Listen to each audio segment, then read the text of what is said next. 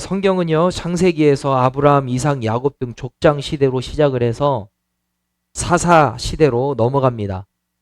대표할 만한 사사가 드보라, 기드온, 삼손, 엘리 이런 사람들이 있죠. 근데 사사는요, 왕, 제사장, 선지자 이 세 가지 역할을 함께 감당한 그 역할을 감당한 사람이 바로 사사입니다. 오늘 본문 말씀을 보면 사사 시대의 마지막 부분을 다루고 있습니다. 1절 말씀을 보면 사무엘이 늙음에 그의 아들들을 이스라엘 사사로 삼으니 그랬습니다.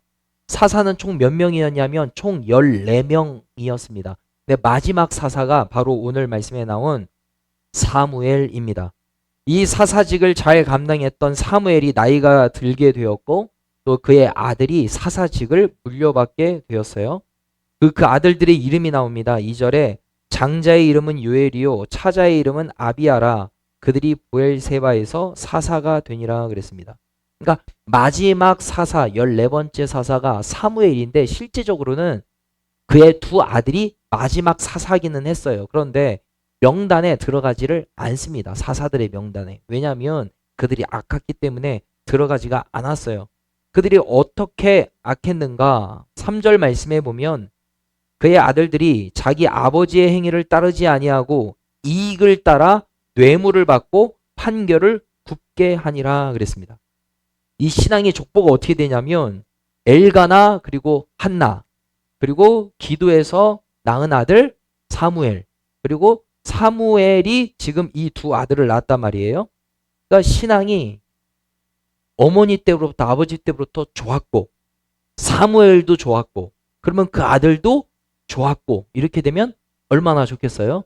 근데 믿음이 잘 흘러가다가 지금 잘못된 길로 자녀들이 가게 되었다라는 거죠. 여러분 하나님을 믿는 올바른 신앙과 믿음이 부모님 때로부터 혹시 우리에게로 흘러왔다면 우리 자녀들에게도 잘 흘러가게 되기를 예수님의 이름으로 축복합니다. 여러분 그게 큰 은혜 아니겠어요? 혹시 위에 윗세대 분들이 신앙생활을 잘 하지 않은 부모님이었다 하더라도 내가 하나님 앞에 바로 서게 되는 것 이것도 은혜입니다. 그리고 내가 신앙생활을 잘 했다면 우리의 다음 세대인 자녀들도 신앙생활을 나보다 더 잘하게 되는 것 신앙의 명문 가문 이렇게 되기를 예수님의 이름으로 축복합니다. 가끔 목회자와 선교사님들의 가정 안에서의 자녀들을 보면은 신앙생활을 잘 하는 우리의 자녀들도 있지만 가끔 보면요 그렇지 않은 자녀들도 있음을 보게 돼요. 여러 가지 이유가 있을 겁니다. 그런데 아마 이유 중에 하나는 워낙 교회 중심 그리고 이제 전도하고 또 이렇게 이제 시간을 집중해서 하다 보면은 자녀들에게 시간을 에너지를 못 드릴 때가 있어요. 그러다 보면은 자녀들이 가끔 상처를 받을 때가 있습니다. 왜 우리는 신경 안 써주지? 이래서 상처를 받아서 어긋나는 경우들도 있고요. 또 많은 경우는 이런 경우들도 있습니다. 성도들에게는 엄청 친절해요. 근데 가정 안에서는 전혀 그렇지를 않아. 이게 교회 안에서는 아버지 어머니를 보면 막 천사예요. 근데 교회에서는 악마야. 그렇게 되면은 아이들이 이제 시험에 든단 말입니다. 그러니까 상처를 받아요. 엄마 아빠가 왜 이렇게 이중적이지? 그래서 교회를 안 나가는 경우들이 종종 있게 되는 거죠. 사실 그런 모습을 보면은 저도 참 두려운 마음이 있습니다. 교회 안에서는 강단에서 뭐 은혜의 말씀을 전하고 막 웃지만 여러분 집안에서도 계속 그러면 참 좋겠죠? 그런데 그렇지 못할 때가 있을까요? 없을까요? 그렇게 크게 있다고. 여러분들은 어떠시죠? 사실 그런 모습들이 있잖아요. 그러니까 사실 부담이 있죠. 내 자녀들에게 나는 어떤 모습으로 비춰질까? 아마 제 생각에는 이 사무엘이 일종의 어떤 이런 모습이 있진 않았을까 싶은 생각이 들어요. 정확한 건 모르죠. 정확한 거는 천국에 가서 사무엘에게 물어봐야 되겠죠. 도대체 자녀들이 왜 그랬냐, 왜 그렇게 살았냐 물어보면 그때 답을 얻게 될 겁니다. 제가 올라가서 묻든지 여러분들이 이제 올라가서 묻든지 그게 정확할 건데 저희 추측이에요. 자, 그런데 이 사무엘의 두 아들들의 행위를 보고 백성들이 어떻게 하냐면 4절 5절 보면요. 이스라엘 모든 장로가 모여 라마에 있는 사무엘에게 나아가서 그에게 이르되 보소서 당신은 늙고 당신의 아들들은 당신의 행위를 따르지 아니하니 그랬습니다. 이스라엘 모든 장로가 모여 그랬습니다. 그러니까 나라의 지도자급이죠. 지도자들이 모여가지고 지금 라마에 있는 사무엘에게 갔어요. 그래서 뭐 했냐면 당신의 아들이 지금 악을 행하고 있습니다 라고 지금 말하는 거죠. 당신의 행위를 따르지 않습니다. 일종의 민원 제기를 한 거죠. 민원 제기. 요즘으로 얘기하면 우리 뭐가 있죠? 국민신고문고 있잖아요. 이런 거에다가 지금 일종의 민원을 제기를 한 거예요. 국민청원을 한 거죠. 뭐 여기까지는 그럴 수 있습니다. 충분히 이렇게 이의 제기를 할 수 있죠. 그러나 그들이 요구하지 말아야 할 요구를 합니다. 8절 하반절에 보면 모든 나라와 같이 우리에게 왕을 세워 우리를 다스리게 하소서 한지라. 왕을 요구해요. 왕을 세워달라고 하는 거예요. 왜 이거를 하면 안 되냐면 이 나라마다 다 대통령이 있고 리더가 있고 통수권자가 있는데 아니 왕 세워주는 게 왜 문제야 이렇게 생각을 할 수 있습니다. 그런데 이스라엘은 독특한 나라예요. 이스라엘의 정체성을 바로 알면 왕을 구하면 안 됐습니다. 왜냐하면 이스라엘 나라가 어떻게 세워졌냐면 출애굽기 19장 5절 6절 말씀에 보면 세계가 다 내게 속하였나니 너희가 내 말을 잘 듣고 내 언약을 지키면 너희는 모든 민족 중에서 내 소유가 되겠고 너희가 내게 대하여 제사장 나라가 되며 거룩한 백성이 되리라 그랬습니다. 세계가 다 하나님께 속했대요.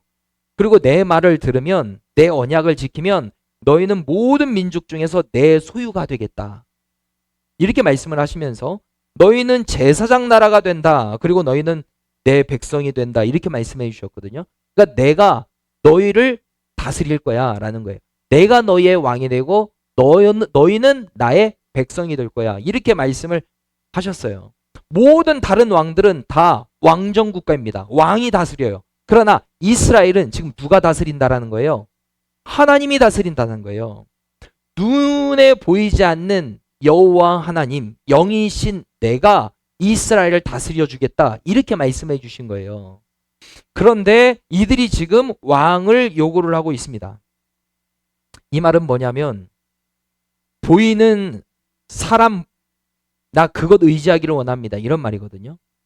보이지 않는 하나님보다 나는 보이는 왕을 원합니다. 이렇게 요구를 하는 거예요. 이스라엘 백성들은 다른 모든 나라와 같이 우리에게 왕을 세워 우리를 다스리게 하소서 이렇게 요구를 하고 있습니다. 그러니까 다른 나라들은 다 왕이 있는데 왜 우리는 없죠? 이렇게 하면서 민원을 제기하고 있는 거죠. 과거에도 이스라엘 백성들이 이런 죄를 저질렀던 적이 있습니다. 언제냐면 이들이 출애굽하고 난 다음에 그들을 이끌었던 리더였던 모세가 시내 산에 올라갔습니다. 하나님이 주시는 법을 받기 위해서 올라갔어요. 그런데 한동안 눈에 보이지 않으니까 어떻게 합니까? 금송아지를 만든단 말입니다. 출애굽기 32장 1절 4절 보면 백성이 모세가 산에서 내려옴이 더딤을 보고 모여 백성이 아론에게 이르러 위하여 우리를 인도할 신을 만들라 하되 일어나라 송아지 형상 이 모세 곧 우리를 애굽 땅에서 인도하여 낸 사람은 어찌 되었는지 알지 못함이니라. 아론이 그들의 손에서 금고리를 받아 부어서 조각칼로 새겨 송아지 형상을 만드니 그들이 말하되 이스라엘아 이는 너희를 애굽 땅에서 인도하여 낸 너희의 신이로다 하는지라. 이제까지 애굽에서 출애굽해주고 이 자리에 오기까지 시내 산에 오기까지 누가 보호해 줬냐면 하나님이 보호해 주셨다고요. 그런데 앞으로 인도할 신은 바로 이 금 형상 금송아지다 이렇게 말했습니다. 그러니까 왜 그랬냐면 사람들은요 늘 눈에 보이는 거를 붙잡고 쫓기를 원해요. 눈에 보이지 않으면 마음이 불안해져요. 그러니까 눈에 내 보이는 것을 붙잡고 싶은 거죠. 그러니까 이스라엘 백성들도 그렇게 한 겁니다. 지금 이 백성들이 왕을 구하는 게 바로 그거예요. 눈에 보이는 왕을 주세요 라는 거예요. 눈에 보이지 않는 하나님 말고 눈에 보이는 왕을 주세요. 이렇게 구하고 있는 거죠. 그러니까 사무엘에게 왕을 달라고 요구하는 것은 마치 어떤 거냐면 첫 번째, 당신의 아들들이 마음에 들지 않으니 왕을 지도자를 바꿔주세요 라고 말하는 거고, 두 번째, 눈에 보이지 않는 왕이 아닌 눈에 보이는 왕을 주십시오. 이렇게 요구를 한 거죠. 그러니까 사무엘이 이 백성들의 요구를 듣고 마음이 어떻게 했냐면 8장 6절 말씀에 보면 하반절에 사무엘이 그것을 기뻐하지 아니하여 여호와께 기도하매 그랬습니다. 아, 하나님이 기뻐하시지 않는 것을 지금 구하는구나 라고 생각했어요. 그래서 여호와께 기도하매 그랬습니다. 그러니까 한나도요, 마음에 분이 날 때 성전에 가서 기도했잖아요. 그런데 그의 아들 사무엘도 기뻐하지 않는 그 마음을 품고 여호와께 기도하였습니다. 그러니까 어머니의 이 DNA가, 신앙의 DNA가 이 자녀에게 흘러간 거죠. 그래서 기뻐하지 않는 그때, 고민이 될 때 하나님 앞에 나아가서 기도하는 겁니다. 그 기도할 때 응답을 하나님이 어떻게 주시냐면 7절에 여호와께서 사무엘에게 이르시되 백성이 내게 한 말을 다 들으라. 이는 그들이 너를 버림이 아니요 나를 버려 자기들의 왕이 되지 못하게 함이니라. 백성이 내게 한 말을 들어줘라 라고 하나님이 말씀해 주셔요. 그러면서 이 백성이 왜 왕을 요구를 하는지 그 마음을 꿰뚫어 보십니다. 너를 버림이 아니요 나를 버려 자기들의 왕이 되지 못하겠다. 하나님은요 늘 중심을 보신단 말입니다. 생각의 중심을 꿰뚫어 보시는 거예요. 지금 너에게 와서 지도자를 바꿔달라, 왕을 세워달라고 하는 거는 너를 무시하는 게 아니야.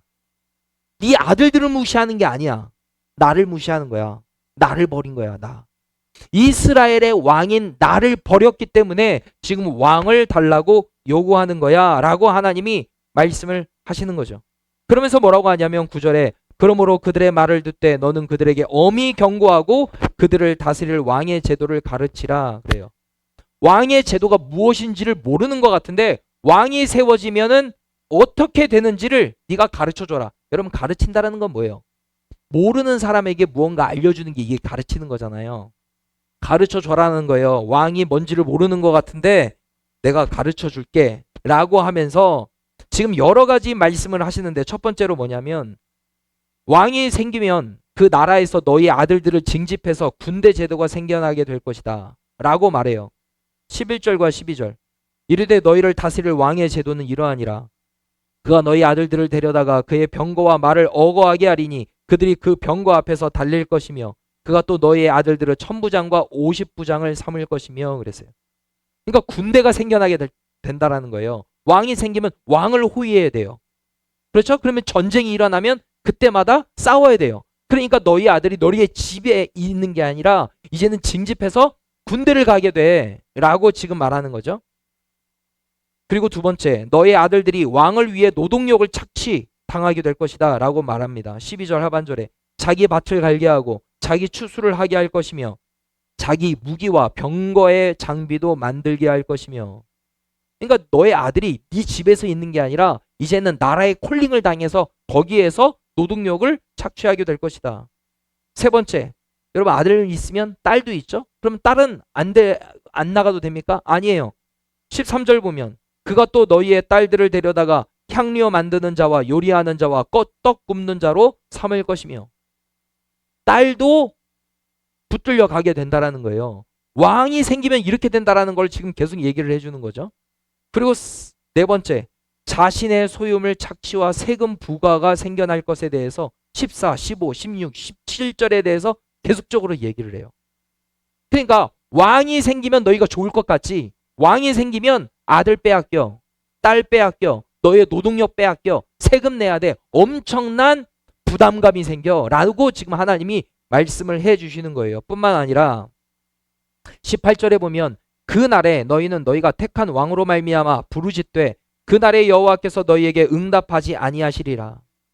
무슨 말이냐면 왕이 세워지면은 나를 버렸기 때문에 그 왕이 세워지면 결국에는 너희가 힘들어질 거야. 어려워질 거야. 그 고난을 만나게 될 거거든. 그러면 그때 네가 나 앞에 와서 부르짖을 때 나는 듣지 않겠다.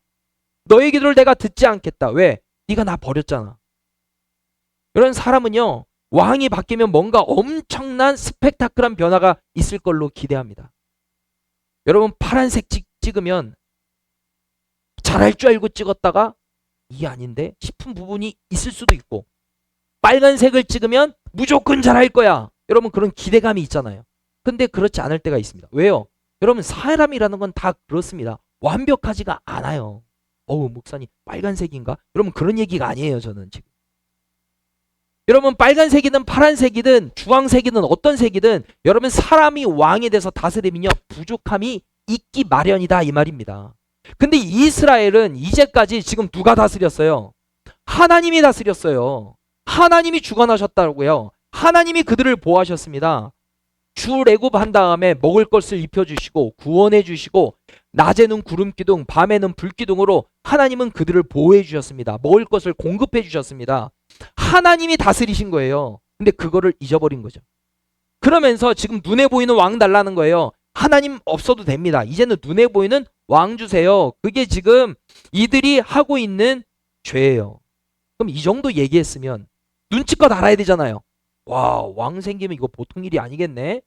내가 잘못 생각했네. 왕 있으면 뭔가 좋을 줄 알았는데 왕 생기면 이거 큰일 나겠구나. 사무엘 선생님 죄송합니다. 이래야 되는데 백성들이 어떻게 반응하나 보세요. 19절. 백성이 사무엘의 말 듣기를 거절하여 이르되 아니로소이다. 우리도 우리 왕이 있어야 하리니. 하나님이 사무엘을 통해서 왕의 제도가 생기면 어떤 일이 일어날 거라고 쭉 가르쳐 줬잖아요. 그럼 보통 일이 아니죠. 지금 이런 느낌 딱 보면. 야, 이러면 안 되겠다.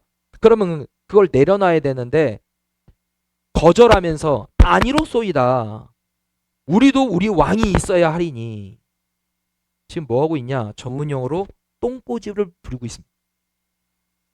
여러분 지금 고집 부릴 때가 아니에요. 하나님이 왕이 생기면 어떤 일이 일어날 것에 대해서 지금 다 가르쳐 주셨잖아요. 그러면 자신의 뜻을 내려놔야죠. 근데 있어야 합니다. 막 계속 요구하는 거죠. 여러분 올바른 일을 위해서 타협하지 않는 바른 고집을 부리는 사람, 그걸 장인이라고 합니다. 그 사람이 가진 정신, 장인 정신이라고 그럽니다. 여러분 음식을 하나 만들 때도 그냥 대충 만들지 않고 명인들은요 아주 숙성을 시키고 그냥 물로 하지 않고 육수를 내고 육수도 특별한 비법이 있고 숙성도 며칠 동안 어떤 온도로 기가 막히게 합니다. 여러분 초밥도 그냥 초밥을 만드는 게 아니에요. 몇 번을 치고 어떤 온도로 해가지고 식초는 얼마나 돌리고 이 장인 정신이 있어야 명인이 되는 겁니다. 여러분 그런 고집은요 바른 고집이라고 합니다. 그런 걸 장인이라고 얘기해요. 지금 이스라엘 백성들은 지금 장인 정신입니까? 똥꼬집입니까? 지금 똥꼬집 부리고 있는 거예요 지금. 아니 무조건 주세요 이렇게 하는 거예요. 하나님은 너희 필요 없어 라고 얘기를 하는데 아니요 필요 있어요. 왕 주세요 빨리. 계속 줄 때까지 요구를 하는 겁니다. 우리 어린아이들이 백화점 같은 데 가면은 엄마 나 저거 사줘야 해가지고 사줄 때까지 막 두루 눕는 그런 아이들이 있잖아요. 똥꼬집 부리잖아요. 그러면 그때 아버지가 어떻게 해요? 어머니가 어떻게 해요? 창피해서 사준단 말이에요. 창피해서 이 아이가 너에게 이게 있으면 너무 좋겠구나. 그래 너 어떻게 그런 걸 구했니? 내가 너에게 기쁨으로 사주마 하는 것이 아니고 창피해서 사준다고요. 여러분 이 지금 백성이 계속해서 똥꼬집 부리니까 하나님이 어떻게 하시냐면 허용하십니다. 허용. 자 사무엘상 8장 21절 먼저 보면요. 사무엘이 백성의 말을 다 듣고 여호와께 아뢰매. 22절 여호와께서 사무엘에게 이르시되 그들의 말을 들어 왕을 세우라 하시니 사무엘이 이스라엘 사람들에게 이르되 너희는 각기 성읍으로 돌아가라 하니라. 허용해 주시는 거야 하나님.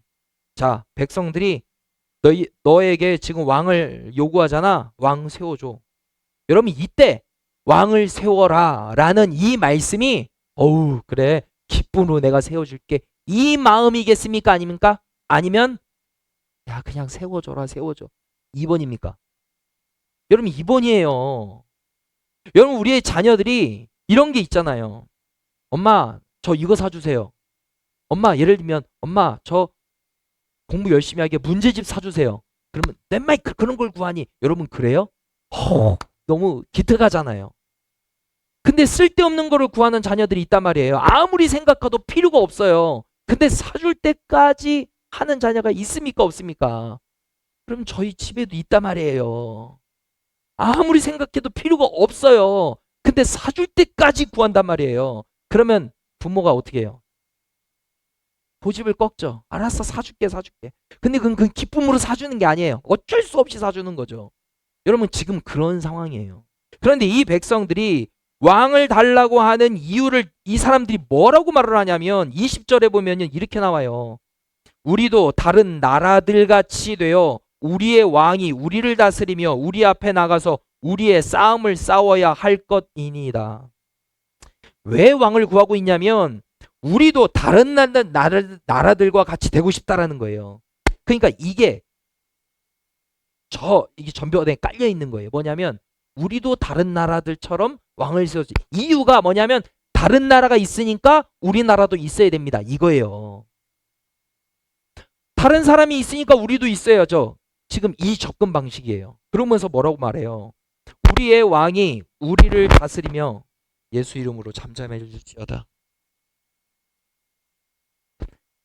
우리의 왕이 우리를 다스리며 우리 앞에 나가서 우리의 싸움을 싸워야 할 것이니라. 그러니까 다른 나라 보면은요, 다 전쟁 나갈 때 누가 같이 나가요? 왕이 같이 출전한단 말이에요. 왕이 나가서 싸워요. 그게 좋아 보이는 겁니다. 그러니까 전쟁에 나갈 때 왕이 같이 나갈 수 있도록 왕을 세워주세요. 이렇게 말하는 거예요.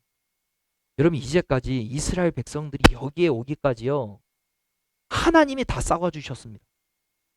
하나님 편에 섰으면 하나님이 이기게 하셨습니다. 하나님이 대신 싸워주시고 승리하게 하셨어요. 그런데 하나님을 버리고 눈에 보이는 왕 달라는 거예요. 여러분, 왕이 싸우면 뭘 얼마나 잘 싸웁니까? 그런데 눈에 보이는 왕 달라는 거예요. 하나님 버리고. 여러분, 사람이 언제 이게 비참하게 되느냐면 비교하면서부터 시작이 됩니다. 다른 사람들은 가지고 있는 것 같은데 나는 가지고 있지 않네? 이게 보여지면 그때부터 스트레스 되는 거예요. 여러분, 비교해서 저 사람이 없는 게 나에게 있네? 감사하다. 여러분, 그러면 다행. 그러면 괜찮죠. 야, 저 사람이 없는 게 나에게 있네? 그래도 감사하다. 근데 사람은 비교하면요, 그렇게 안 돼요. 저 사람은 있는데 나에게 없네? 이렇게 된단 말입니다. 그러면서 자기 비하하고 아이고 내 신세야, 내 팔자야, 이렇게 돼요.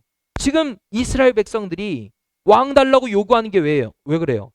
다른 나라들은 다 왕이 있다라는 거예요. 근데 우리는 왕이 없다. 그러니까 우리도 왕이 있어야 된다. 주님은 말씀하시는 거예요. 내가 너희의 왕이야. 근데 아니요, 눈에 안 보이는 왕 말고 눈에 보이는 왕 주세요. 주님이 결국에는 알겠어, 내가 세워줄게. 여러분, 이때 하나님이 허용하실 때 마음이 어떤 마음이시겠어요? 그래, 내가 세워줄게. 여러분, 이때 하나님의 마음이 어떻겠냐고요. 우리가 하나님 앞에 기도를 할 때 주님이 너 이런 거를 구하니 내가 너무 기쁘다. 이렇게 주님이 말씀하실 때가 있을 거예요. 하나님이 감동하실 때가 있겠죠. 네가 내 나라와 나의 의를 구하는구나. 내가 너무나도 기쁘다. 그런데 주님이 보실 때 너 그건 아니야. 너 그거 구하는 거 아니야. 너 지금 잘못된 걸 구하고 있어. 너 허튼 것 구하고 있다. 라고 여길 만한 그런 것들을 계속해서 달라고 할 때까지 요구하는 경우가 우리 가운데 있다 이 말이에요. 여러분, 하나님께서 기뻐하실 만한 기도 제목을 하나님 앞에 구할 수 있는 지혜와 은혜가 있기를 축복합니다. 여러분, 눈에 보이지 않는 하나님이라 하더라도 하나님은 우리와 함께 하시는 줄로 믿습니다. 여러분, 이스라엘 백성들을 하나님이 늘 구원해 주셨고 하나님이 그때마다 보호해 주셨고 하나님이 채우시고 공급하셨습니다.